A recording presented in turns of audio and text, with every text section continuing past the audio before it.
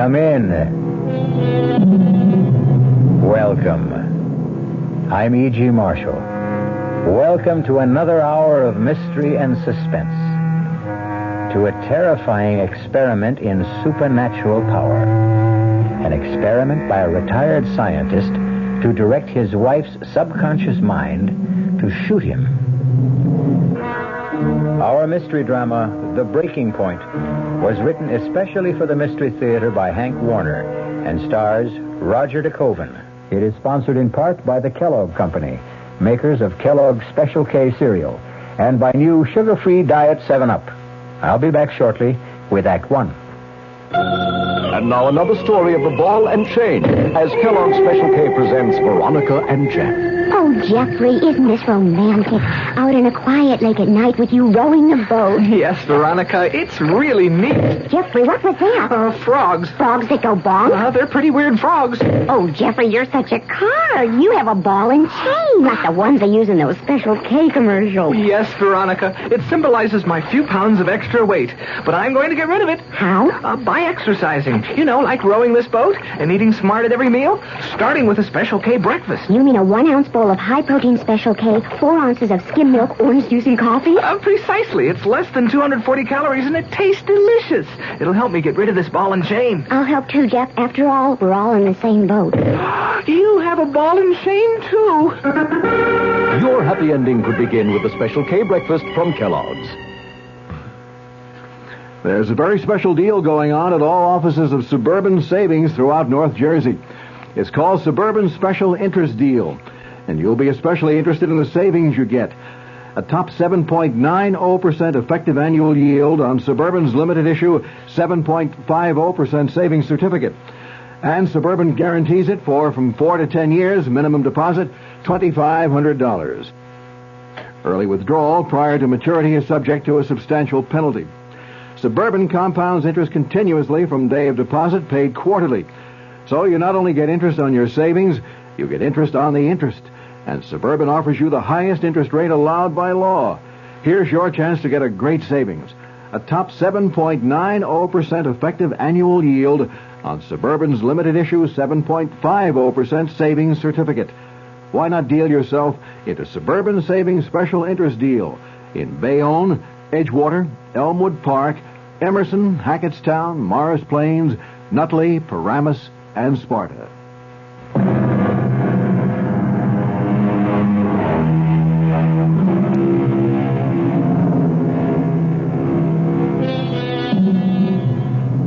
Come, ride with me in this ambulance, speeding through the midnight fog, across the Golden Gate Bridge to St. Francis Hospital in downtown San Francisco. As the trauma emergency team tries with plasma and oxygen to keep critically wounded Professor William Baker alive. The driver and the 2 doctors know that the patient must get to the operating room in minutes. Now, quickly, up this hospital corridor, as the patient is wheeled into the operating room. Stand outside the door and listen as they try to save him. And maybe you'll learn what Professor Baker tried to learn about the dark mystery of life and death. Scalpel. Flap. The patient's failing, Doctor. Blood pressure. 62/40. Adrenaline. I can hear them trying to save me, but I'm going to die. And I want you to know that I'm dying, all because I made my wife murder me. Yes, I am dying because I conducted an experiment to influence my wife's subconscious mind to the point where she was going to murder me.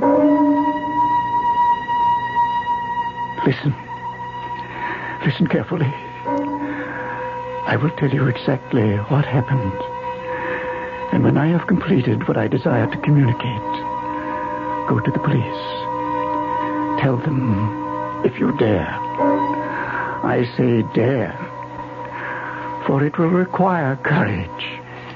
It began this afternoon when Dr. Philip Simpson, the brilliant young brain surgeon, drove up in his station wagon from Palo Alto to address the San Francisco Medical Society and spend the night with us at the cottage Helen, my wife, and I had rented in the wooded hillside just across the Golden Gate Bridge, overlooking the ocean. He brought Chi-Chi, one of 2 capuchin monkeys he kept under observation in his research laboratory. It's good to see you, Philip. It's so good to see you, Professor Baker. So, that's Chi-Chi. Yes, he wants to get out. Quiet down, Chi-Chi. Come on, you can come out. Hello, Chi-Chi. Oh, you want to shake hands, too, of course. Welcome, Chi-Chi. Very affectionate. Astounding talent for mimicry. Oh, dear. Get off Professor Baker's shoulder, Chi-Chi. Come on down. He likes your hat. No, Chi-Chi. No. All right, now you've tried it on. Give it back. Oh, thank you, Chi-Chi. He gets tired of wearing his black skull cap. Chi-Chi, let go of my hand. Now, you go on by yourself. He's always curious about new surroundings. Probably wants to explore that grove of trees. Go on, Chi-Chi. He won't go far. He'll play for a while and come back. Beautiful place you have here, Professor Baker. Is Helen home? Oh, she'll be back shortly. Had some shopping in the village. She just had to have abalone for you. She remembered how much you enjoy abalone steak. Wonderful, wonderful. How is she? You and Helen certainly could not have found a lovelier place for retirement. It is rather isolated, but then it does have that increasingly rare commodity, peace and quiet. Let's walk around back. Just beautiful. This view. How about a cocktail? Well, why don't we wait for Helen? Well, she ought to be back any minute. We usually have our evening cocktail in the study. Gets foggy on the patio towards sundown. What about Chi-Chi? Oh, he'll be all right. He'll open the patio door if it's left unlocked. Gets hysterical if he thinks he's been locked up. Still like dry Manhattans? Perfect. Did you tell Helen that you had asked me to bring Chi-Chi? I intended to. Slipped my mind. Here you are. Ah, thank you. Well, cheers. That's good as ever. I hope Helen won't be upset. I'm sure she won't. I rather think she'll be intrigued with the idea of having Chi-Chi here for our experiments. What, you mean she's working with you on the research? Oh, yes. She's very cooperative. Finds it lots of fun. Well, that is interesting. Is she as intrigued as you seem to be with psychic studies? Well, frankly, I don't believe so. She's been very cooperative, but I don't think she really approves. Oh? Well, sometimes I question the wisdom of having married at my age. Oh, come on now. I remind you, Philip, Helen is 20 years younger. I sometimes have the feeling she feels trapped, misses the activities of faculty wives she so enjoyed in the years before my retirement. Perhaps we'd had children. Philip, Helen should have married you when you were both graduate students. Well, there's nothing happened between you. No, Philip, not yet, but... Well, don't tell me that you, Professor Baker, an eminent physicist for 40 years, with worldwide reputation for scientific integrity, has succumbed to clairvoyance? And you, Philip? Do you have irrefutable proof that clairvoyance does not ever exist? Can you issue an assurance that something will not happen? Oh, that's Helen now. Oh. Philip! Philip! Hello, Helen. As I look back now to that moment when Dr. Simpson and I waited for Helen to come into the house, I fully realize that the quick flush that passed over his tense face meant the one thing I had been blind to, that he was still in love with her. Helen entered the room with packages in her arms. She threw them on the sofa, rushed towards him, her face glowing with pleasure, embraced him and kissed his cheek, hugged him. Oh, Philip, it's so good to see you. Good to see you. Oh, let me look at you. Oh, it's so good to see you. Neither one of them saw Chi-Chi open the door from the garden, come into the room, climb a table, and spring onto her shoulder, its furry paws around her neck. Chi-Chi! Come down, Chi-Chi. Let go of her. Now, come down. There, now stay down. monkey. Oh, I couldn't imagine what. All I saw and felt were hairy paws. It's all right, Chi-Chi. It's all right. Now, just be quiet. I'm so sorry he scared you, Helen. He was trying to be affectionate. Yeah, well, I sure can do with a drink. Here you are, dear. Thank you. He is cute, but why the black skull cap? Well, you might say aesthetic reasons. Aesthetic? Or cosmetic. Philip doesn't like his little wards running around in public with their brains exposed. Brains exposed? Yes, that's right, Helen. The skull cap covers Chi-Chi's plastic skull. Now, I'll show you. There you are. Well, you can see its brain. It's positively fascinating. It's almost unbelievable. Oh, Philip, it's brilliant. It's absolutely brilliant surgery. Wait a minute, Helen. I'm just carrying on what was begun in 1948 at the Naval Medical Research Institute in Bethesda, Maryland. Really? I had no idea such surgery was possible that far back. Helen, my dear, there's a big gap in your knowledge of surgery. The ancient Egyptians operated on cranial bone. Mm-hmm. That's correct. Look here, Helen. Surgeons in a series of 4 operations removed cranial bone from the shaved head. And when the skull healed, fitted the metal ring around the edge of the skull, sealing the joint with rosin and wax. The clear plastic skull is held in place by these 6 steel bolts. Marvelous.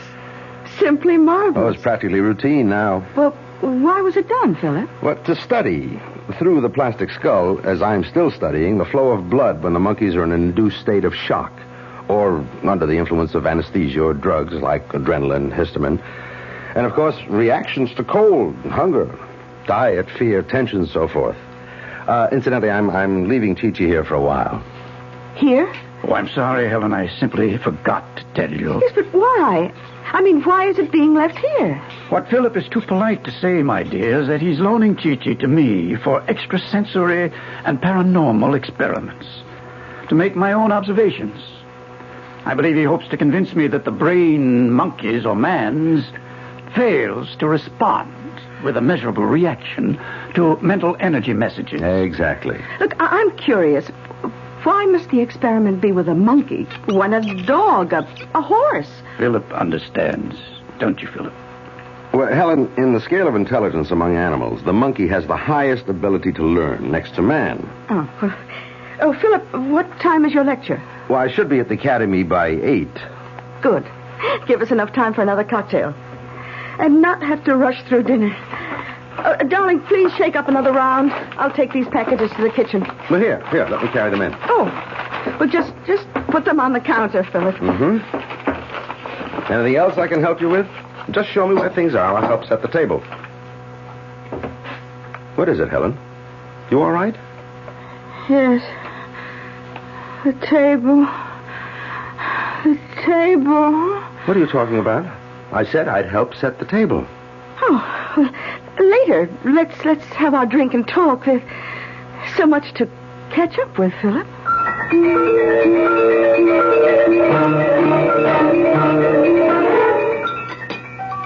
More coffee, Philip? Yes, please.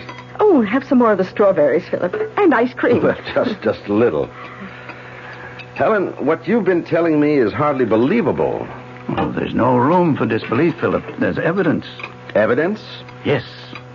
I'll get the drawings. Excuse me. Be right back. They're in the study. I don't like it, Helen. Do you have these dizzy spells often? Well, they've been more frequent recently. Well, you should stop participating in such experiments. I'll talk to William. Oh, please don't. Please. Here we are. Philip, look at these rough line drawings. Do they suggest recognizable objects? Well, this might be an apple, I guess. This, suggests a knife. I can't see anything in this one. Meaningless lines. Yes, that one is meaningless. Note the dates on the drawings. About a month ago, I sat at this table with 3 objects in my hands. An apple, a knife, and a salt shaker. Helen was stretched out on her back in the bedroom, her mind clear of any thoughts or feelings, awaiting my energy message. She could not hear me. She could only receive my thoughts, my instructions. I sent a message for her to pick up the pad and pencil on the night table. I sent an energy message telling her I was holding an apple, a knife, and a salt shaker, and for her to draw them. She got 2 out of 3. You ask me to accept this as evidence that you can control the actions of the mind of a person who's out of your sight, out of the sound of your voice, even physically in another place? Oh, I call it coincidence, accident. It did happen, Philip. In many other experiments we did together. It took me months of training to achieve a state of receptivity. Well, that's all very interesting, but I'd better soon be on my way to the academy. I can see you're still skeptical. Can you spare 3 more minutes for another, as you say, interesting experiment now? Right here with Helen? With Helen?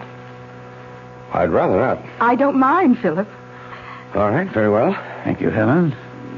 Lie down in the bedroom. I'll give you 2 minutes to achieve receptivity.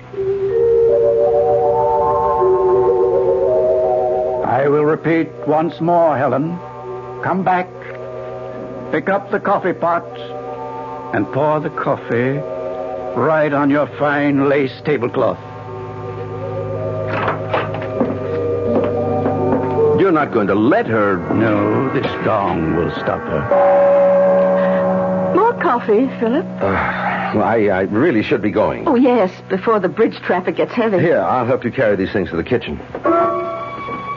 He followed her into the kitchen, carrying a tray. The brilliant Dr. Simpson had been puzzled. Are you all right? He had asked her. Dr. Simpson, who recognized only the physical laws of matter, had asked, are you all right? But she wasn't all right. Dr. Simpson didn't know then what the trouble was.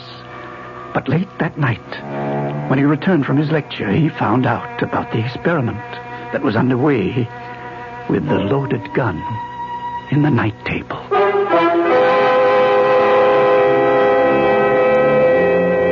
I'll be back shortly with Act 2. Hello, Ms. Goldilocks here, and welcome to my professional taste testing laboratory. Oh, Papa Bear, could you bring that case of sugar-free Diet 7-Up over here? Another case? Miss Goldilocks, you're drinking the sugar-free Diet 7-Up like there's no tomorrow. You can't still be taste testing it. Oh, no, Papa Bear. Sugar-free Diet 7-Up has already earned my seal of approval. It's fresh, light, natural, delicious. I drink it because I love its taste. Now hurry up. Okay, here. This sugar-free Diet 7-Up really tastes delicious. Ladies, if you're tired of switching from one diet drink to another, take some advice from Ms. Goldilocks. Try sugar-free Diet 7-Up and you'll say, yes, this one's just right. I'll bear witness to that, Goldie.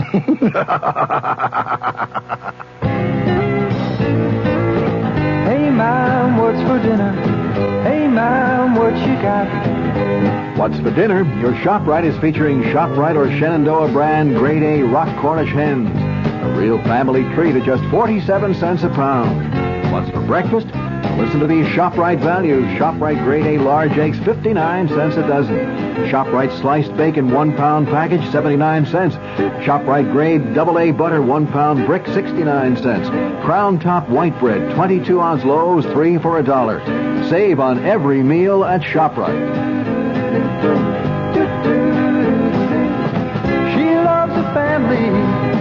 She wants the best. She does all that she can do. She lets ShopRite do the rest. Hey, Ma, what's for dinner? ShopRite has the answer. WOR New York, your Mystery Theater station.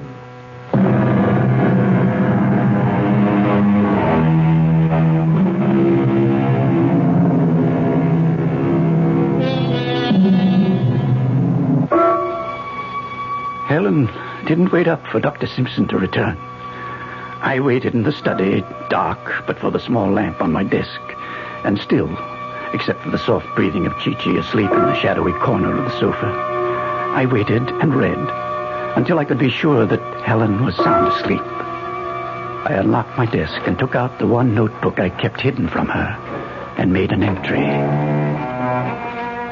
The experiment is beginning to show results. Today, Helen reacted with an unmistakable manifestation of dizziness and mental depressiveness when Dr. Simpson mentioned the word table. I am convinced that the subject has reached the stage of complete susceptibility and receptiveness. Then I continued the experiment. I stared in the direction of the bedroom door and concentrated. I shut out every sight and sound and thought until I was oblivious to everything but the task at hand. Helen, there is a gun in the night table. In the night table, Helen. In the night table, a gun, Helen.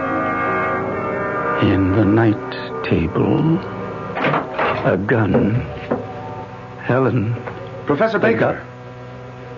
Yes? What are you doing? Experimenting. Where's Helen? Lying down in the bedroom. Close the door, won't you? Professor, what is this experiment? It's a very simple experiment. I'm trying to reach her mind. Now, if you'll excuse me. Helen, there is a gun in the night table. Stop it. Stop. Why, you're shaking, Dr. Simpson. What are you up to? I'm simply trying to tell Helen there is a gun in the night table by her bed. And for her to... To what? To pick it up, enter this room, point the gun at me, and pull the trigger. But why? Why? What I'm trying to determine is whether one mind can influence another by exerting mental energy to do something the subject would normally recoil from doing. Yes, go on. In Helen's case, I'm sure that in her conscious hours, she would never even entertain the thought of shooting me. I'm trying to determine whether she can be made to do just that without her being aware that she is being impelled to do so. But why? What would it prove? Prove? Don't you see? If one mind can control another across space, think of the power men of goodwill can exercise over evil. It will at long last give man control over the rapacious breed that makes civilization a nightmare. The evil, power-hungry men who brainwash their countrymen into one war after another. Professor, how long has this been going on? For weeks. Every night. You recall Helen's depressiveness this evening? When you mentioned the word table? You mean... Yes. The reaction. Results. My mind is beginning to control her subconscious. You witnessed it, Philip. And now, have you the scientific integrity and the courage to witness the experiment carried through? I have conditioned her to come in when the clock strikes midnight. In a few minutes now. What do you mean, do I have the courage? Yes. To stand by and not interfere when or if she's about to pull the trigger to kill me. You mean the gun is loaded? Of course it is. But why not blank bullets? The experiment must be carried out with all factors of reality to eliminate all possibility of interference from her extrasensory perception. I don't understand. Don't you see? Her extrasensory perception could signal her subconscious mind that the gun is harmless, and the experiment would prove nothing. Professor Baker, I simply cannot understand how a man like you, who's devoted 40 years to the science of physics, can suddenly, on retirement from scholastic life, devote all his time to such elusive matters as parapsychology, mental telepathy, clairvoyance, fantastic nonsense. You sound very dogmatic for a man of science, Dr. Simpson. With all due respect to your sincerity and your experiments, Professor Baker, the vast array of scientific knowledge still supports the theory that human behavior can be traced directly to the physical and chemical factors of the human body. And you think Chi-Chi will convince me of that? Precisely. You allow for no distinction between man and the monkey? None. Both are animals. Listen to me, Philip. You've been trying to dissuade me. Well, I'm quite aware of that. Now let me try to convince you. All right, I'm listening. From the time the British Society for Psychical Research was founded in 1882, right through the present worldwide experimentation to pierce the veil of the unknown, the one thing that has been missing is the willingness of scientists of unquestioned integrity to conduct their own experiments. The time has come, Philip, for researchers like you and me to settle once and for all what is or is not possible, is or is not true in paranormality. If I consent to witness your experiment, will you promise me that if it fails, tonight, now, you will never again experiment with Helen's mind? Yes. But, Philip, I can see you're still afraid that the experiment will succeed and that she could shoot me. I'll put you at ease. This gong that stopped her from pouring the coffee on the table. Here, you hold it. And if you think the situation warrants, strike the gong. Very well. Proceed.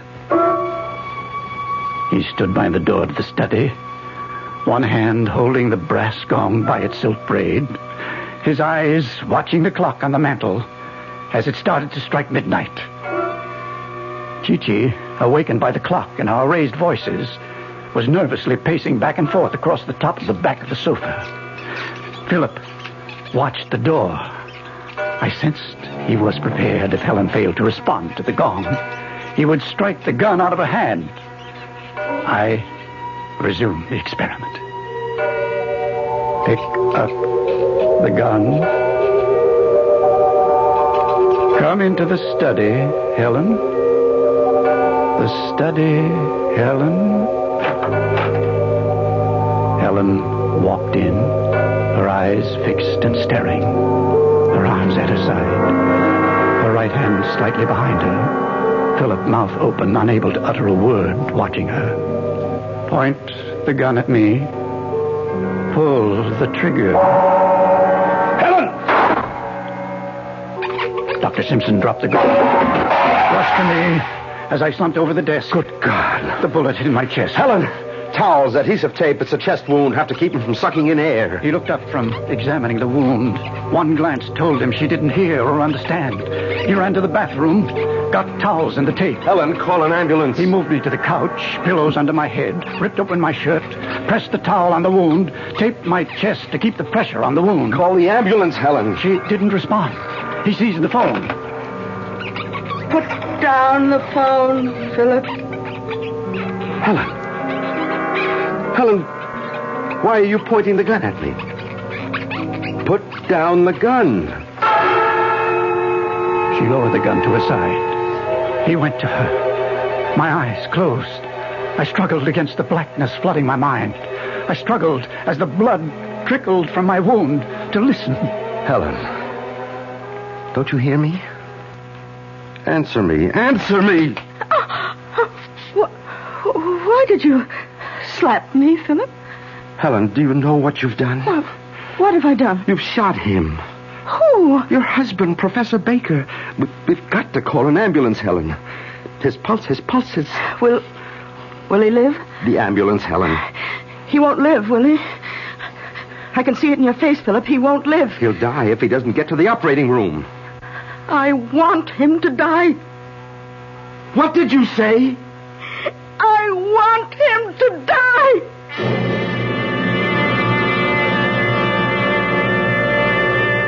Well, I must say, I'm surprised, too.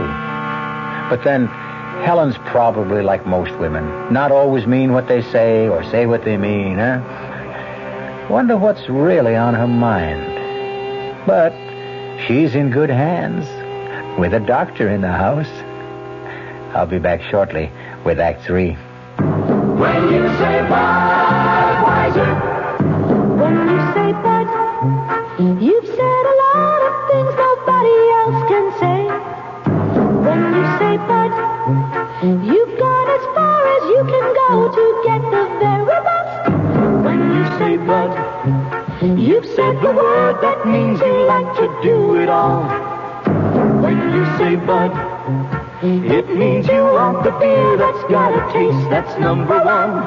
When you say Bud, you tell the world you know what makes it all the way. When you say Bud, you say you care enough to only want the king of beers. There is no other one. There's only something less. Because the king of beers is leading all the rest.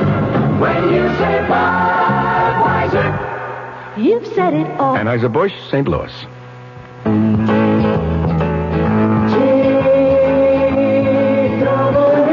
People who fly a lot get to know the difference between one airline and another. And it's these frequent flyers who tell us they're more comfortable flying on TWA.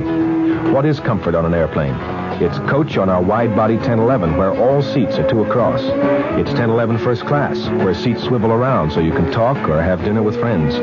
TWA Comfort is a roomy 747 with contoured seats you can sit in for 5 hours without getting fidgety. And Comfort is the TWA twin seat in 707 coach, which lets you fold down the middle section if nobody's there and sit 2 across instead of 3. On long TWA flights, you'll also have a choice of meals and movies on movie flights. But above all, you'll be comfortable.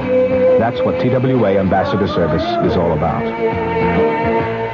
Only TWA flies the wide-body 1011 to Los Angeles and the big comfortable 747 to San Francisco. Call your travel agent or TWA for reservations.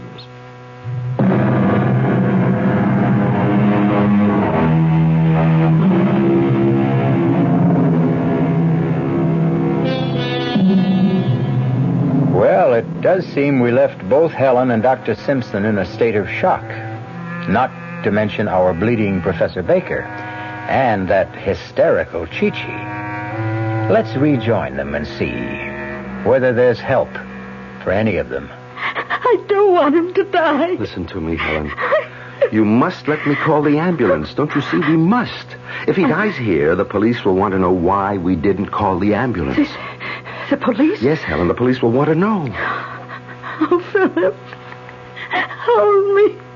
I'm so mixed up. Come. Sit down. Lean back. Just try to relax. Put the gun on the floor. I'll call the hospital.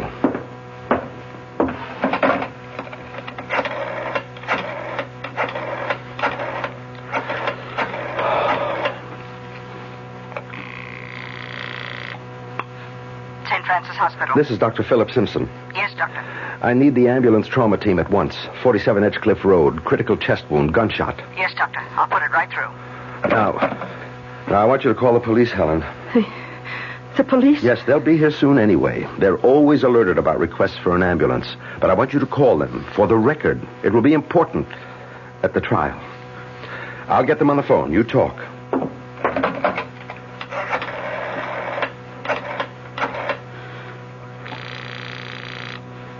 Police emergency, Sergeant Peters. Oh, this is Mrs. William Baker, 47 Edgecliff Road. I want to report that I just shot my husband.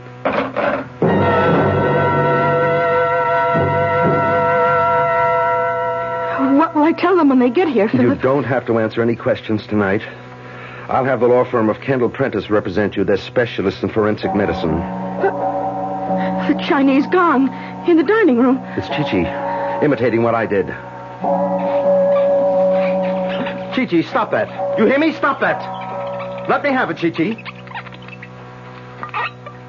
Now, come here. Drop it. Drop it. Let go of it, or I'll break your fall. Those Capuchin monkeys. They want to imitate every new thing they see.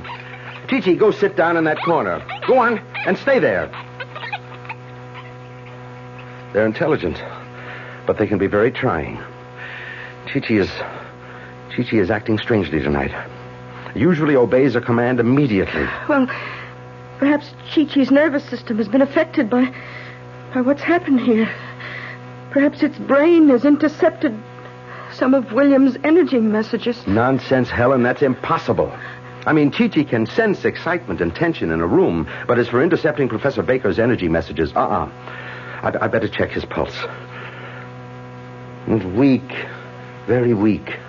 What's keeping that anger? Philip! Chi-Chi's got the gun! Chi-Chi! Let me have that gun.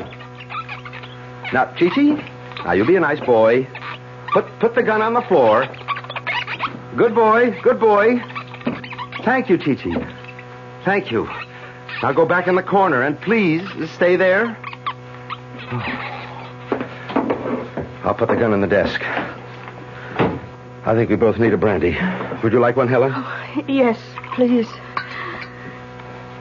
Here, dear. Now just sip it. Tell me, Helen. Did you know what you were doing when you pulled the trigger? What do you think, Philip? I don't know what to think yet. You've got to tell me, Helen. Did you know what you were doing? You pulled the trigger after I struck the gong. Yes, I know. You knew? You deliberately murdered him. Murder? I shot him because he told me to. He made me do it. But if you knew what you were doing, the police will call it murder. Look, I told you I knew what I was doing, but I won't tell the police. What will you tell them? That the experiment, the great Professor Baker's experiment, was a success. Wait a minute, you knew about the experiment? You knew? Yes, every step of it. I knew about the notebook. I read every entry, every day. I knew exactly what he was up to. The police will read the notebook, and they'll understand. They'll understand. You murdered him. Helen. I never loved him. I was beginning to hate him. It doesn't matter now, Helen. I prefer to conclude that you did not know what you were doing, that the experiment did unbalance your mind. I think the district attorney will accept that. Accept what, Philip? That when you pulled that trigger, it was insanity. Oh, no, I won't be declared insane. No. Look, I'll show them the notebook. They'll understand. They'll read it in his own handwriting. How night after night while I was asleep, he tried to make me shoot him. They'll understand. Unless you tell them differently. Unless you tell them I murdered him. Helen, please listen to me. Try to understand what I'm telling you. The police will never believe that Professor Baker's experiment was a success. They'll call in scientists to testify that no such thing is possible. They'll suspect that you used your knowledge of the experiment to kill your husband. Yes, but you were a witness. You can verify what happened. Yes, but... You tell them that I murdered him? No, Helen. The only honest opinion I can give them is that your mind snapped. That day by day, the knowledge of your husband's secret experiment preyed on your mind. And you became convinced, in a moment of temporary insanity, that he really wanted you to kill him. Will they believe that? I hope the jury will. Oh, help me, Philip. You must help me. I'm so tired. I'm so mixed up. As I lay there on the couch, still, my eyes closed, aware that under the blanket, my blood was still slowly trickling into the towel, fighting against slipping off into unconsciousness. I could still hear their voices as from a great distance. You must help me. I'm so tired. I'm so mixed My up. poor darling. And then I was aware of Chi-Chi at the side of the couch, bending over me, its breath close to my face. My eyelids, heavy with weariness, lifted slightly, and through the thin slit of vision, I saw Chi-Chi's plastic skull. I could see plainly through the plastic skull, the gray mass of nerve tissue of the cerebellum. And then, summoning every last bit of strength of will, I concentrated on Chi-Chi's brain.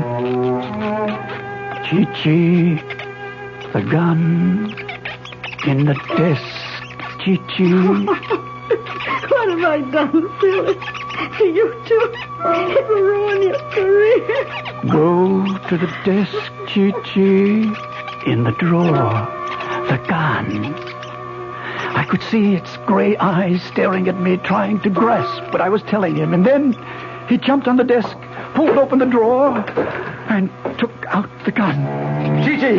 Put it down, Chi-Chi! Philip charged to the desk. Chi-Chi eluded him. Leaped to the mantel over the fireplace. Drop the gun, Chi-Chi. Drop it! Philip chased it all over the room as it knocked over table lamps and chairs. It jumped to the hanging ceiling light fixture, waving the gun playfully. Chi-Chi points the gun at the mirror. At the mirror, Chi-Chi. Drop it! Drop it! Give me the gun, Chi-Chi. At the mirror. Pull the trigger. Give me the gun, Chi-Chi. Helen was reaching towards Chi-Chi. Chi-Chi was pointing the gun at her. I didn't want Helen to die. I summoned every last ounce of will and sent a mental message to Chi-Chi. Drop the gun, Chi-Chi. Drop the gun. Look out, Helen! Good Lord. Helen, answer me. She didn't have a chance. She was shot in the head. Oh, my darling. Oh, my darling. You must not die, Helen. You must not die. Helen, I love you. Oh, my darling. Chi-Chi was at the door at the garden in a panic, trying to open the door, the gun still in his hand. Philip grabbed the fireplace poker, swung it on Chi-Chi's plastic skull. It glanced off and fell out of his hand. Philip picked up a chair, threw it at Chi-Chi with all the strength of his fury. It crashed through the glass. Chi-Chi jumped through the opening. Philip picked up the poker, went after Chi-Chi. I could hear Philip chasing him across the flagstones of the patio. I heard the police car. I could hear Philip shout. Chi-Chi!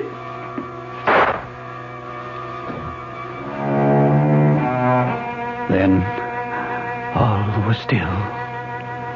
Deathly still. I lost consciousness until I became aware of someone talking on the telephone. Yes, Lieutenant. 2 dead. Mrs. Baker in the house, and Dr. Philip Simpson in the woods back of the house. Yeah, 1 bullet in each of them. John says Dr. Simpson was pretty far gone when he found him. Says he tried to tell him something. John thinks it was something about a monkey still running around out there with a loaded gun. It beats me too, Lieutenant. No, nothing else. Oh, yes, we found a black skull cap hanging on the chandelier. That's what I said, skull cap. Odd-shaped thing. Can't figure out what it's for, no. Right. Oh, better get that ambulance out here fast. Professor may still have a chance. Here it comes now, Lieutenant.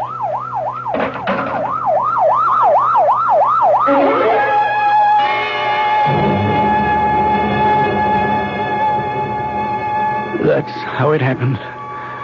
Exactly how it happened. The police are still puzzled. Chi-Chi will probably find roaming the woods the gun somewhere nearby. Chi-Chi did it. Tell the police Chi-Chi did it. Why? Perhaps it was mimicking Helen after it witnessed her shooting me. I shall never know. As for whether my wife murdered me willfully or suffered temporary insanity or was influenced by my mental energy, you must judge for yourself after you read the full record of the experiment in the notebook. Yes. Go tell the police and Professor Seligson. You can locate him through the American Society of University Professors. Tell them I decided to communicate the foregoing just an hour ago when I heard the operating team give me up.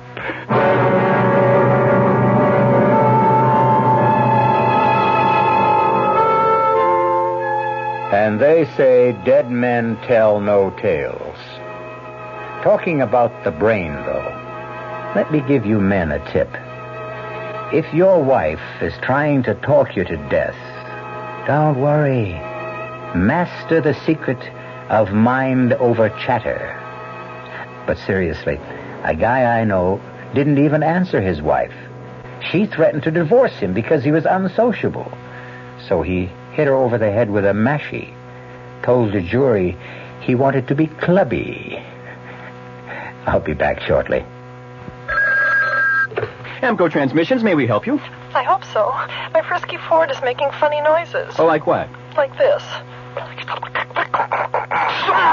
Hey, that's great. You mean everything's okay? No, I was admiring your car sounds. As for your Ford, ma'am, well, I'd have to look at it to tell you exactly what's wrong. But I can say of the 3 million automatic transmissions Amco serviced, over 900,000 of them were Fords. You can cure my buzzes? Oh, you bet. We've gotten stranger sounds than that out of. Ford, Torino, and the Maverick, and the Mustang, and the Pinto, and the LTD. Rest assured, we'll get rid of your buzzes. Oh, terrific. I'll zoom. Excuse me.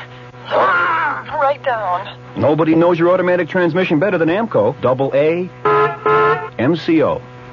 There are over 500 AMCO centers coast to coast. Consult your yellow pages for the AMCO center near you. AA MCO AMCO. Our cast included Roger DeKoven, Bryna Rayburn, and Nat Polen. The entire production was under the direction of Hyman Brown. Radio Mystery Theater was sponsored in part by Anheuser-Busch Incorporated, brewers of Budweiser. This is E.G. Marshall inviting you to return to our Mystery Theater for another adventure in the macabre. Until next time, pleasant dreams.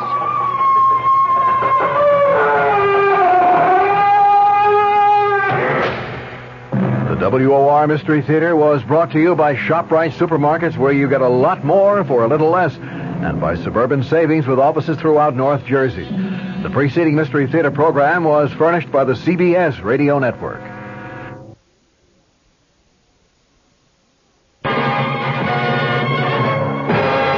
I'm Fulton Lewis in the Mutual Broadcasting System studios in Washington, D.C. Now, my commentary. The staff of the Senate Watergate Committee says that the weight of the evidence before it tends to establish that former Attorney General John Mitchell did approve the plans that led to the original Watergate break-in.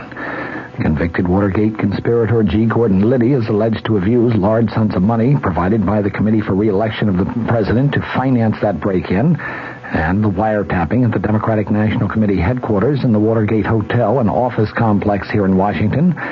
A draft report of the Watergate staff's conclusions also said that available facts can only support the conclusion that payments made to the Watergate defendants by White House aides were intended only to keep them silent as to the involvement of other persons in the Watergate break-in or other activities embarrassing to the White House.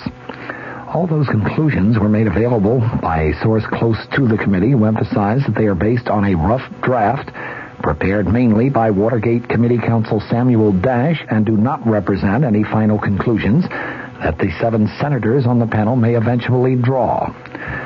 The draft report states, the committee finds that the weight of the evidence tends to establish that former Attorney General John Mitchell did approve the Liddy intelligence plan with a $250,000 budget in Key Biscayne on March 30th of 1972. The draft report also states that the staff has found no evidence to support President Nixon's claims, as reported in his statement of May 22, 1973, that he personally withdrew his approval of a widespread and covert intelligence gathering plan authored by White House aide Tom Charles Houston. But the staff report said that the Houston plan, which called for the creation of an interagency domestic intelligence unit authorized to commit break-ins and even open private mail and plant listening devices, was never, according to the committee records, never implemented. The staff report also said no legal justification on national security grounds could be found for the burglary of the office of the psychiatrist of Pentagon Papers burglar, Dr. Daniel Ellsberg. The draft report said the staff finds it difficult to accept the claim of former White House domestic advisor John Ehrlichman that the Ellsberg break-in was not carried out without his express knowledge and authorization. The 170-page draft report will be discussed by the 7 Watergate senators in an executive session on Thursday morning. The public issuance of that report today by the staff member, though, I think confirms the worst suspicions about the Senate Watergate Committee It is outrageous, to say the least, that a group of staff members of any Senate committee could issue such damaging statements about anyone, in effect indictments. That, of course, is the job of the judicial branch of government, where a person who is accused can confront and cross-examine his accusers. White House lawyer James St. Clair formally informed U.S. District Court Judge John Sirica today that President Nixon will turn over no more Watergate tapes, and Special Prosecutor Leon Jaworski said that he would continue the court fight to get those tapes. Judge Sirica himself issued a statement after a meeting in his chambers saying that he would meet with the lawyers in the case on Friday to map out the impending court battle. St. Clair announced at the White House yesterday that attempts at working out a compromise over Jaworski's subpoena for tapes and documents covering some 64 White House conversations had been terminated, and that the president would fight the case all the way to the Supreme Court if need be. The chief counsel for the House impeachment inquiry said today that the White House has definitely not given the House Judiciary Committee the full Watergate story, and that he will recommend issuing additional subpoenas to obtain further evidence.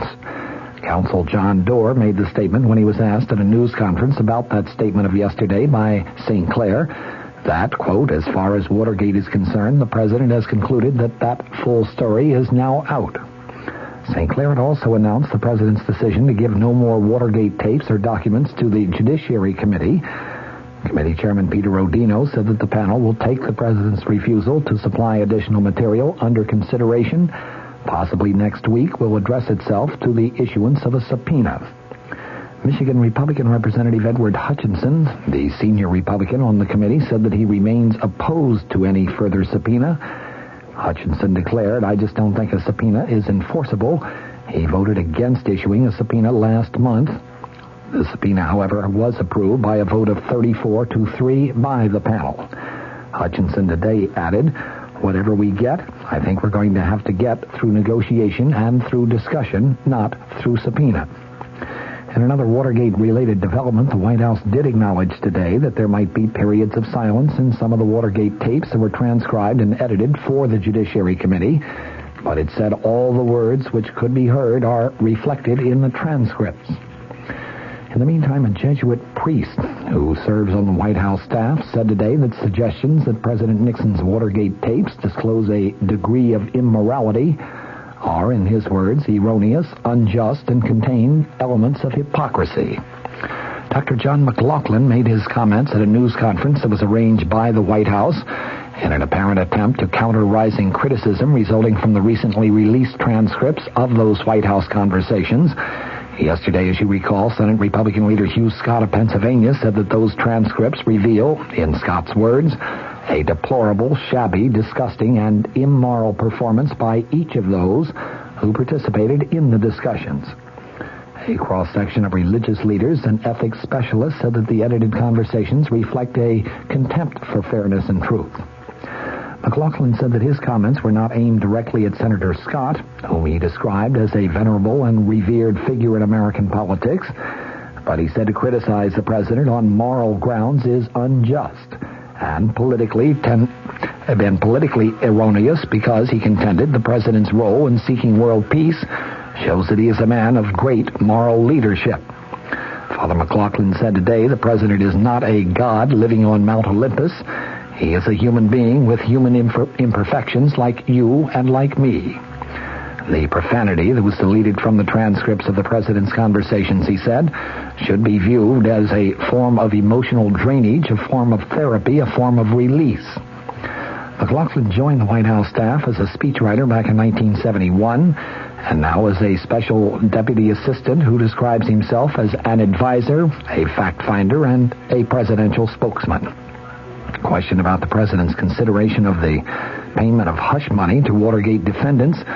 McLaughlin today said the transcripts show that the president never authorized any such payments, but he said the president's discussion of the matter with since-fired White House counsel John Dean was part of a chief executive's right to reasonably entertain all options in considering problems. Father McLaughlin said that he agreed that the presidency has been enfeebled by the continuing controversy over Watergate, but he added, quote, I cannot contemplate any set of circumstances where President Nixon would resign. He said he opposed the original release of the Watergate tapes to the grand juries because he knew it would lead to continuing demands for access to private presidential files. Father McLaughlin today said it's like losing your virginity. The next time is a little easier. William E. Simon was sworn in today as the nation's new Secretary of the Treasury. He promptly called for a new political will in the fight against the nation's soaring inflation rate. The former New York bonds trader said inflation will be his number one problem and project, and he urged the cooperation of the administration and the Congress in helping to solve inflation. President Nixon joked that Simon evidently was practicing productivity in his own personal life, a reference to the fact that 6 of the 7 Simon children sat in the front row during the swearing-in ceremony. Simon has said he believes the answer to the nation's inflation problem is increased productivity, combined with restrained government spending and other moderate monetary and fiscal policies. The White House, whose casual press release type announcement of Simon's nomination 3 weeks ago raised some eyebrows, pulled out all the stops for today's ceremony in the White House East Room, which included music by the Marine Band. Up on Capitol Hill, meanwhile, 7 full months after the energy crush started, the Senate finally started opening debate on legislation to reduce the fuel shortage without addressing the problems of rising petroleum prices. The bill under consideration is a modified version of one vetoed on March 6th by the President, who objected to a provision in it rolling back crude oil prices. The Senate then refused to override the presidential veto. The current bill is chiefly sponsored by Senator Henry Jackson, the Washington Democrat, chairman of the Senate Interior Committee. It would give the new Federal Energy Administration power to implement conservation programs subject to a veto by either house of the Congress. The FEA also would have authority to set up a standby program for rationing gasoline and other petroleum products subject to the same veto provision. The FEA was created under a bill that was signed just yesterday by the President to replace the old Federal Energy Office, which, as you recall, was headed by William Simon, sworn in today as Secretary of the Treasury.